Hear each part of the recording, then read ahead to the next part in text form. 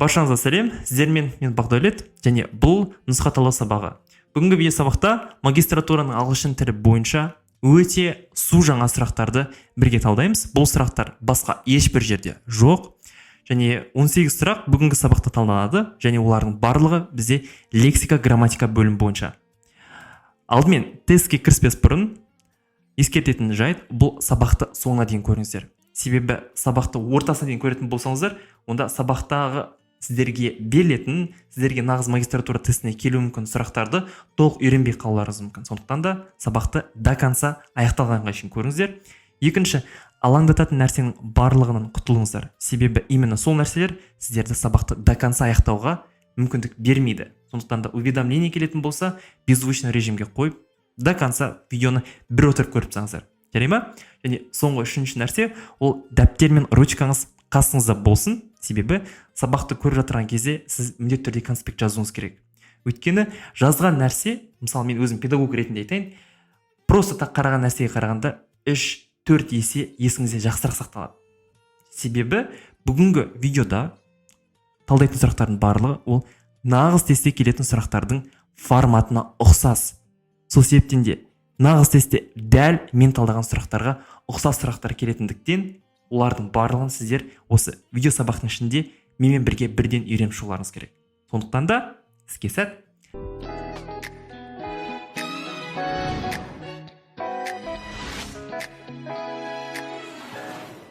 Алдымен мені алғаш рет көріп отырған көрермендерім болса таныса отыралық. Мен есімім Мәзімхан Бақдәулет. Экранда көріп тұрғандарыңыздай Қазақ ұлттық университеті және Зальцбург университеттерінің бакалавр түлегі және Қазақ ұлттық педагогикалық университетінің магистранты болып табыламын, және IELTS тренермін. Қазіргі уақытта Алматыдағы самый лучший мектептердің бірі Хейли Бери Алматы мектебінде мұғалім болып жұмыс жасаймын. Және осы видеода өте маңызды айтып кететін нәрсе, бұл мен магистратураға ағылшын тілі бойынша эксперт маманмын. Магистратураға дайындап жүргенмен осымен 4 жылдан асып бара жатыр. 4 жылдың көлемінде менде 3000-нан астам түлек менің онлайн дайындық курсым арқылы грантқа түсті. Олардың көпшілігі 40 балдан жоғары балл жинады. Жақсы, мен туралы ақпарат осы. Олай болса, кеттік. Бірінші сұраққа көшейік. Бірінші сұрақ. Car is very expensive. Мұндағы бос орынға қай вариант дұрыс болады? She, hers, her не болмаса she's. Енді сіздермен бірге мен ручканы алып, экранда бірге талдаймын. She car is very expensive деп айта алмаймыз. Анұсқасы келмейді. Себебі ол деген мағынаны біледі. Hers car дегеніміз оныкі машина өте қымбат. Қара көз естеріңізде ме? Қара құсыба деген, иә? Менікі, оныкі, өзінікі өндірісі деген. Дәл сол секілді болып қалады. Егер hers cars дейтін болсаңыздар, тура сол секілді естіліп қалады. Сондықтан да hers car деп айта алмаймыз. Енді бұл жерде ағылшын тілінде өте қызық ереже бар. Ол ережені жатқа білуіңіз керек. Ол possessive adjectives деп аталады. Бұл тәуелділік мағынасын беретін сын есімдер. Бұл сын есімдер міндетті түрде зат есімнің алдында келеді. Қараңыздаршы, мұнда car деген сөз ол зат есім, noun. Олай болса, қандай possessive adjectivetер бар ағылшын тілінде? Ол my, your, his, her, its, our және their. Қарасаңыздар, барлық осы тәуелділік мағынасын беретін сын есімдерден кейін зат есім келіп тұр. Мысалы, shirt, book, pillow деген секілді. Көрдіңіздер ма? Демек, мынандай зат есім келіп, және оның алдында дәл осы she, hers деген секілді сөздер келсе, онда бірден сіздер мұндағы her possessive adjectiveті белгілеріңіз керек. Онда дұрыс жауабы бізде С болады. Дәптерлеріңіз бен ручкаларыңыз қастарыңызда болса, осы бетті дәл қазір видеоны паузаға қойып жазып алсаңыздар да болады. Жақсы. Келесі екінші сұрақ. Look at beautiful women. Енді, бұл жерде ойларыңыз мүмкін так. That, this, those. Үшеуі де вроде бы қолданылатын сияқты ғой деп. Бірақ мұнда неге назар аударсыздар тағы? Зат есімге аударасыздар. Women деген сөз бұл әйелдер деген мағынаны білдіреді. Ал бір ғана әйел болса ше? Бір ғана әйел болса, онда ол women болады. Women, women. Демек, әйелдер дегеніміз бұл көпше түрдегі зат есім. Демек, мұндағы сілтеу есімдіктерінің қайсы көпше түрдегі зат есімнің алдында қолданылады? Міне, мұнда қарасаңыздар, that және this сілтеу есімдіктері жекеше түрдегі зат есімдердің алдында қолданады екен. Ал мында these және those көпше түрдегі зат есімдердің алдында қолданылатын сілтеу есімдіктер болып табылады екен. Демек, мұнда woman деген сөз бұл көпше түрдегі зат есім болған себептен, оның алдында мұндағы the нұсқасын дұрыс жауап қылып белгілейміз. Көрдіңіздер ма? Жалпы this, that дегеніміз бұл сілтейді. Мысалы, қандай да бір зат жақын жерде болса, this, ұзақ жерде болса, that деп сілтеп айтамыз. Міне, осылар бізде indicative pronouns деп аталады. Дәптерлеріңізге жазып алсаңыздар болады. Келесі, үшінші сұрақ. She said she would rather through the mountains than go by bus. Бұл жерде жалпы просто тесттің техникасын білуіңіз керек. Мұнда would rather деген сөзден кейін міндетті түрде ереже бойынша verb one келеді. Демек, she would rather travel by train. В нұсқасы бізде дұрыс жауап болады. Сондықтан жазып алдыңыздар. Would rather дегеннен кейін ереже бойынша verb one. Етістіктің бастапқы бірінші формасы келеді. Мұнда to-сіз келмейді, а нұсқасы келмейді. ing жалғанып келіп тұр. Мына жерде i де жалғанып келіп тұр. Тек в нұсқасы бізде дұрыс жауап болады. Жақсы? Келесі төртінші сұрақ. The teacher made the two girls the litter they had dropped. Демек, мұнда бос орынға picked up, picking up, to pick up не болмаса жай ғана pick up. Қайсысы болады деп ойлайсыздар? Жалпы, именно бұл сұрақ бізде комплекс объект деп аталатын тақырыпта келеді. Бұл тақырыпта комплекс объектте келесіде етістік бар. Басқа етістерге қарағанда ерекшеленетін ол make деген етістік. Оның өткен шағы made. Енді make деген ол жасау деген мағына береді. Демек, make someone do something деген сөз. Ол біреуге бір нәрсені жасатқызу деген мағынада. Олай болса, қараңыздар, make someone do something. Қараңыздар, do дегеніміз бұл етістіктің бастапқы бірінші формасы тоже. Олай болса, the teacher made the two girls pick up the litter they had dropped blood. Демек, the варианты бізде дұрыс. Мұны қалай естеріңізге сақтап алуға болады? Ағылшын тілінде, мысалы кейде өлең жаттаған кезде, өлең тыңдаған кезде, кейбір өлеңдерде осындай строктар болады. Мысалы, everything that kills me makes me feel alive. Демек, make, одан кейін me, одан кейін етістің бастап бірінші формасы келеді деген секілді, осындай ассоциациямен жаттайтын болсаңыздар, онда тестте дайындалу өте оңай болады. Хорошо? Кеттік. Келесі. Бесінші сұрақ. You need to think more to solve this complex problem. Демек, you need to think. To think дегеніміз бұл бізде инфинитив не болмаса етістік дейік. Сосын етістіктен кейін more келсе, онда әлбетте мына жерде бізде не келу керек? Adverb келу керек. Adverb дегеніміз бұл істеу. Analytical дегеніміз сын есім. Critical дегеніміз сын есім. Critic дегеніміз зат есім. Сын нұсқасы critically бұл adverb. Алтыншы сұрақ. As a child, I used to enjoy so much that my parents never had to force me. I did it eagerly. Демек, мұнда enjoy етістігінен кейін. Я герунди не болмаса to plus infinitive келеді. Қайсысы дұрыс деп ойлайсыздар? Жалпы, ағылшын тілінде именно етістіктердің тізімі бар. Яғни, кейбір етістіктерден кейін тек герунди келеді. Ал кейбір етістіктерден кейін тек инфинитив қана келеді. Оларды жатқа білуіңіз керек. Мұнда enjoy деген етістіктен кейін міндетті түрде герунди келеді. Ал герунди дегеніміз ол бізде verb ing. Сонда дұрыс жауап болды. I used to enjoy reading so much that my parents never had to force me to read. I did it eagerly. А варианты бізде дұрыс болады. Кеттік. Келесі жетінші сұрақ. Be careful with that vase. It break easily. Be careful. Абай болыңыз дейді. Немен? Вазана. Себебі ол жылдам сынып қалуы мүмкін дейді. Демек, Мұнда mustn't, have to, should не болмаса can қайсы дұрыс болады? Демек, қандай да бір нәрсе сынып қалатын болса, онда ол жерде біздер нотты белгілемейміз ғой. Сондықтан да А вариантын сразу пока дұрыс емес қылып сыза тұрамыз. Енді В, С не болмаса Д, үшеуінің қайсы дұрыс? Should дегеніміз бұл қандай да бір кеңес беру мақсатында қолданады. Сондықтан ол сынуы қажет, сынуы керек деп айтпаймыз ғой. Ол сынып қалуы мүмкін. Демек, қандай да бір нәрсенің мүмкін екендігін, possibility дейді ағылшын тілінде, мүмкін екендігін айтқымыз келсе, онда ол жерде can модаль етістігін қолданамыз.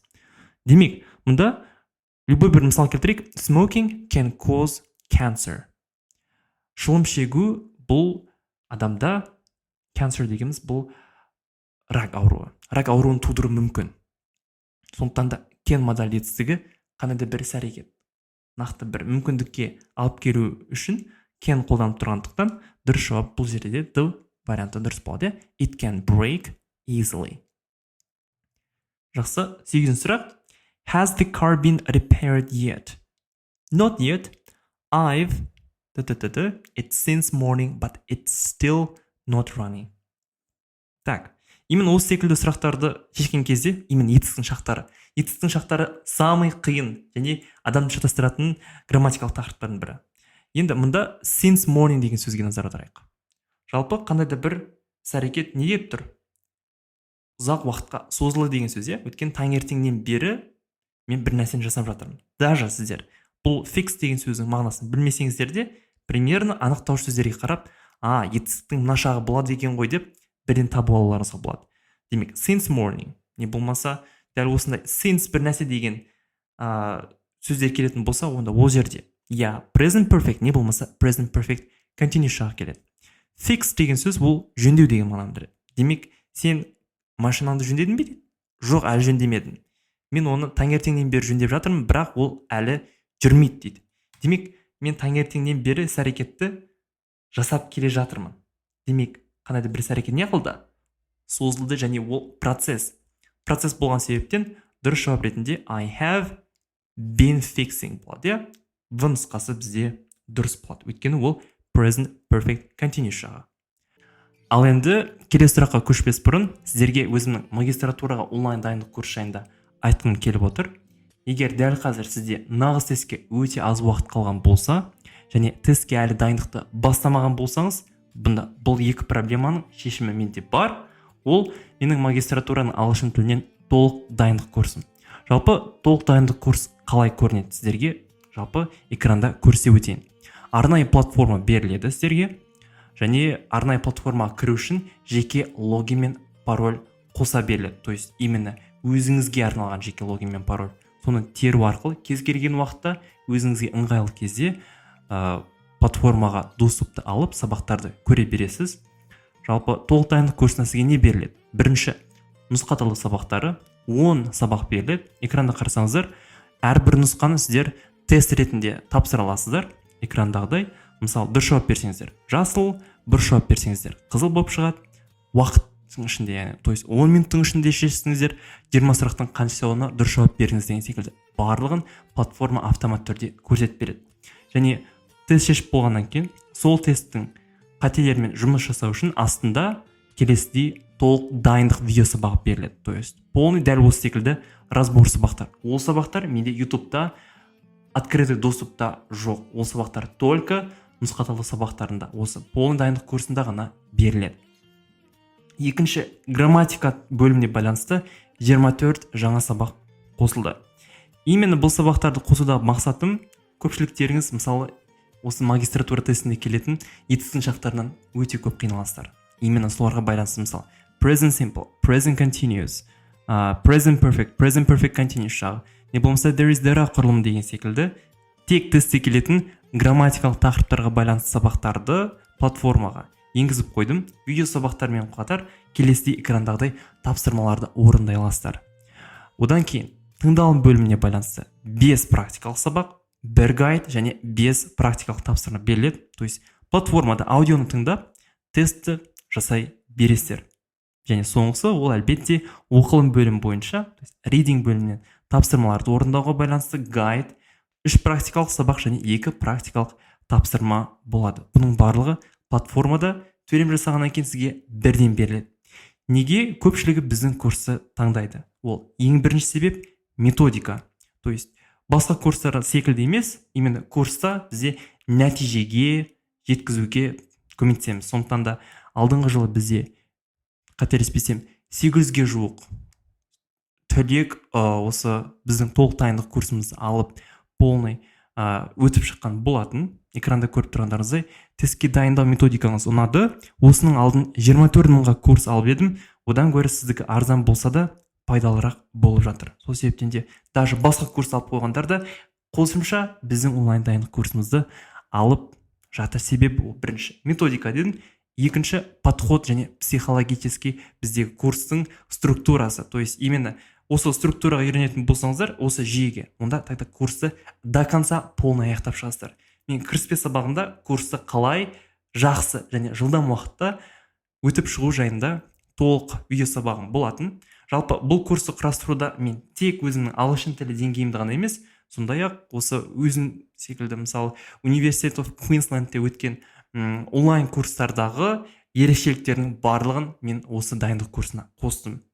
Енді бұл әлемдегі ең атақты университеттердегі методиканы қолдану арқылы жасаған онлайн курс міндетті түрде сіздерге нәтиже береді. Магистратураны ағылшын тіліне толық дайындық курсының бағасы дәл қазір 8000 теңге. Жеңілдік тек 15 августке дейін ғана жарамды. Одан кейін курстың бағасы өседі. Сол себептен де егер бұл видеоны кейін көріп отырғандар болса, курс бағасы 8000 теңге болмайды уже. Поэтому соны ескеріп қойыңыздар. Курсты алу үшін мұнда экрандағы WhatsApp номерге жазыңыздар, дайындық курсына қатысқым келеді деңіздер, сіздерге бірден дайындық курсына доступ ашып беретін боламыз. Жалпы экранда көріп тұрсыздар, дайындық бағасы 8000 теңге, барлығы дәл қазір жаппай жазылып жатыр. Сондықтан да дайындық курсқа, яғни нағыз тестке полын дайындалып шыққыларыңыз келсе, уақыттарыңызды үнемдеп жылдам уақытта дайындап шығамын десеңіздер, онда курсқа келіңіздер. Курстағы сабақтардың максимум ұзақтығы 15-20 минуттан. Тіпті тестке дейін бір апта уақытыңыз қалса, даже 3 күн, даже 1 күн уақытыңыз қалса да, бұл курс сіз үшін актуальны. Сол себептен де уақытты жоғалтпай, жеңілдікпен жазылу үшін төмендегі WhatsApp номерге толық дайындық курсына жазылғым келеді деп жазып қалдырыңыздар. Келесі сұрақ. My grandparents are from Philippines, the Philippines, a Philippines не болмаса Philippine. Мұндағы 4 варианттың қайсысы дұрыс? Жалпы сіздерде келесідей түсінік болуы мүмкін. Мемлекеттердің алдында the артиклін қолданбаймыз деп. Біздер ешқашан the Kazakhstan деп айта алмаймыз. Не болмаса the Russia деп айта алмаймыз. The Kyrgyzstan болмайды. Бірақ кейбір мемлекеттердің алдында міндетті түрде the артикль қойылады. Ол қандай мемлекеттер? Егер мемлекеттердің соңында s жалғанатын болса, мысалы Netherlands, Philippines, Bahamas болса, онда оның алдында the артиклін қолданамыз. Осы алтын ережені естеріңізден шығармаңыздар. Сондықтан да Philippines s-пен аяқталған себептен v варианты бізде дұрыс болады.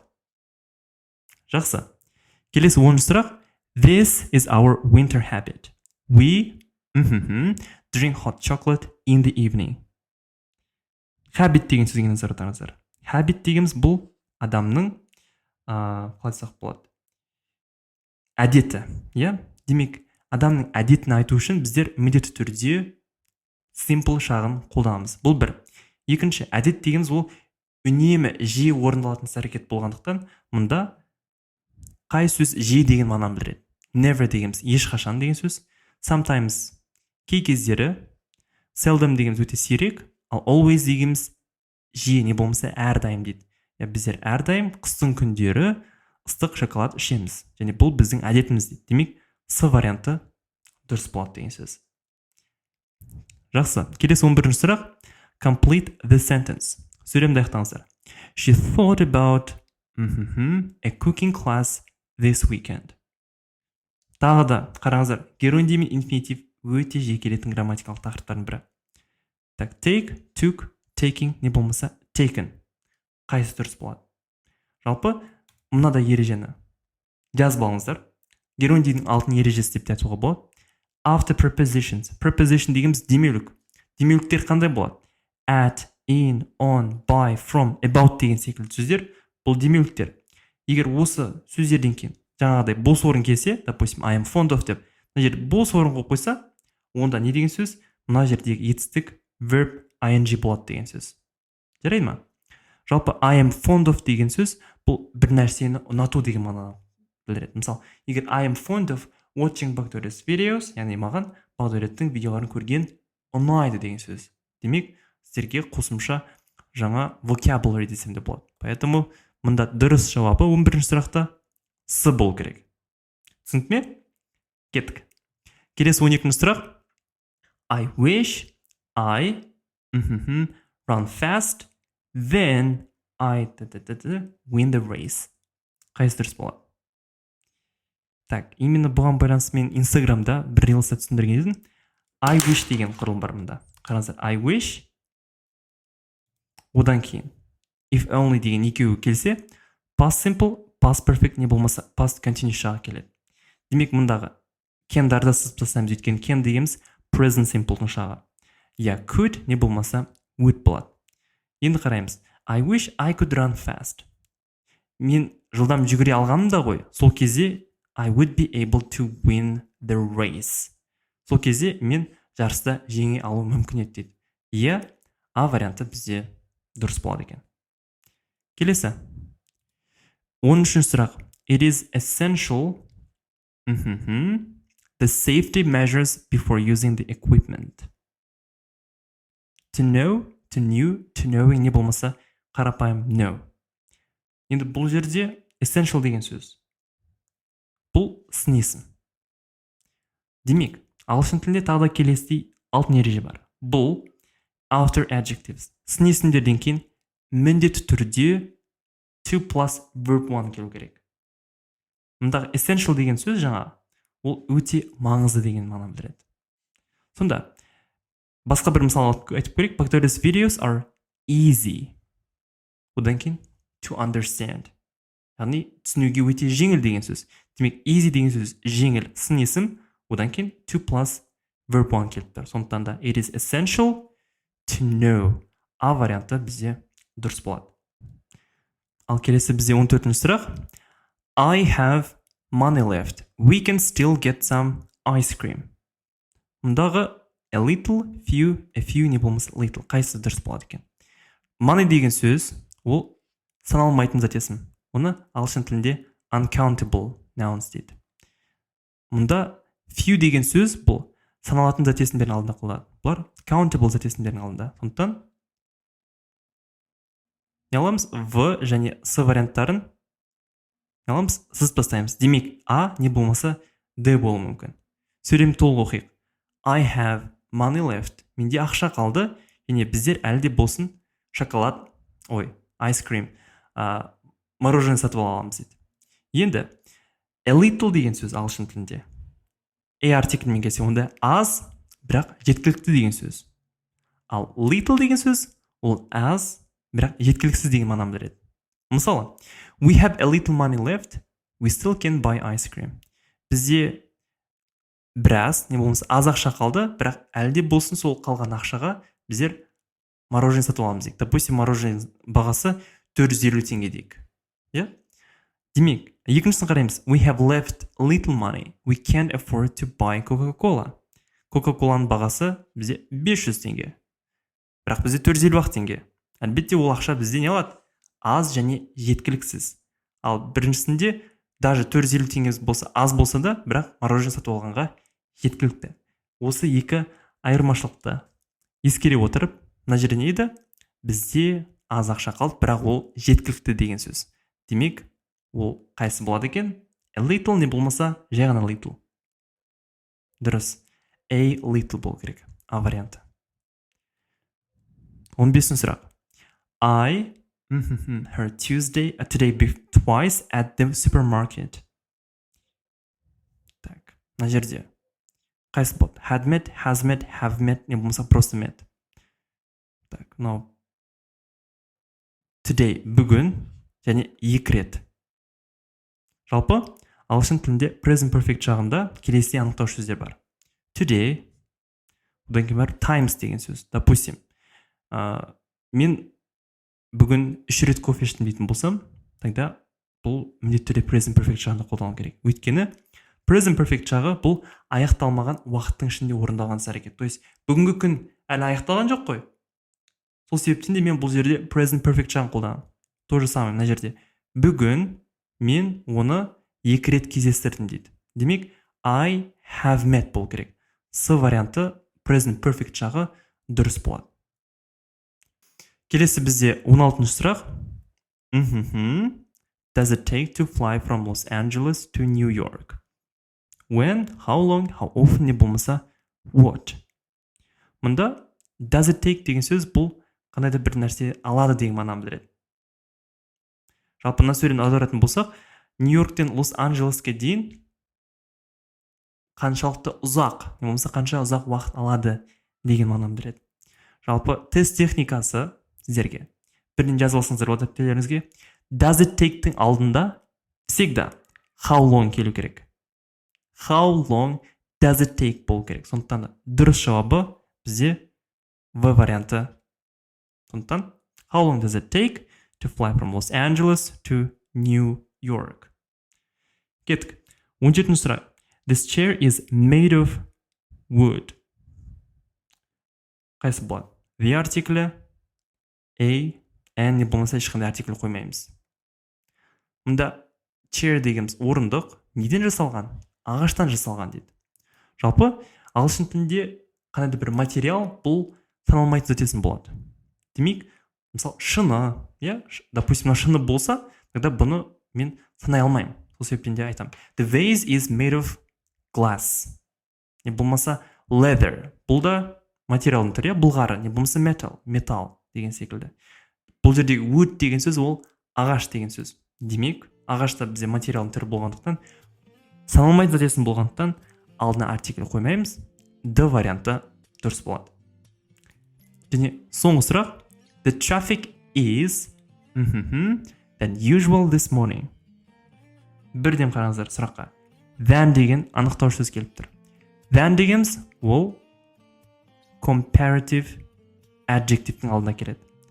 Comparative adjective дегеніміз бұл салыстырмалы шырайдағы сын-есім. Мұнда салыстырмалы шырайдағы сын-есім қандай? Ағылшын тілінде bad деген сын-есім бар, оның салыстырмалы шырайдағы формасы worse сөзі. Ал күшейтпелі шырайдағы формасы the worst болады. Bad дегеніміз жаман деген сөз ғой. Демек, мына сөзді табамыз, ол бізде В варианты. The traffic is worse than usual this morning. Міне. Дәл осылай сіздер тестте осы секілді сұрақтар келсе, дұрыс жауап бере алатын боласыздар. Жалпы, бүгінгі біздің сабағымыздың соңы, сабақ пайдалы болған болса, онда лайк басып, каналға тіркелуді ұмытпаңыздар. Және өздеріңіз көріп тұрғандай, менімен қалай байланысуға болады. Менің онлайн дайындық курсыма жазу үшін төмендегі WhatsApp нөмерге жазыңыздар. Сіздерге жылдам жауап береміз. Тестке менімен бірге дайын болып барыңыздар. Жалпы, соңына дейін тыңдап көргендеріңіз үшін рахмет. Келесі сабақтарда көріскенше сау болыңыздар.